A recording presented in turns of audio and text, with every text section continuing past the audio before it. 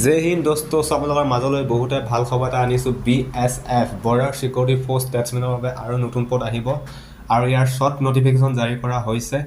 আৰু ইয়াত আপোনালোকে চালাৰী পাব 21,700 পৰা 69,100 ভিতৰত।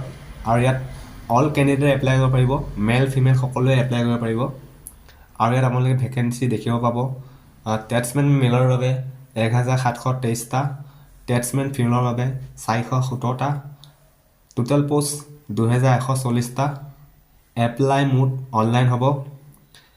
আৰু ইয়াৰ এজ লিমিট দিয়া হৈছে 18 পৰা 25 বছৰ ভিতৰত হ'ব লাগিব। আৰু ইয়াৰ এডুকেশ্যন কোৱালিফিকেশ্যন চিম্পুল মেট্ৰিক পাছ।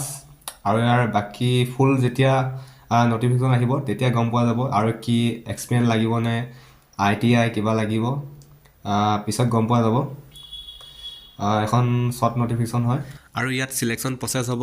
প্ৰথম হ'ব ৰিটেন এক্সাম, নেক্সট হ'ব ফিজিকেল টেষ্ট, নেক্সট হ'ব ডকুমেণ্টছ ভেৰিফিকেশ্যন আৰু তাৰপিছত ফাইনেল মেইন লিষ্ট ওলাব। আৰু ইয়াত এপ্লাই ষ্টাৰ্ট হ'ব জানুৱাৰী 2024 পৰা আৰু ইয়াৰ লাষ্ট ডেট হ'ব ফেব্ৰুৱাৰী 2024 ভিতৰত। আৰু যেতিয়া ইয়াৰ ফুল নটিফিকেশ্যন ওলায় তেতিয়া আৰু এটা ভিডিঅ' বনোৱা হ'ব।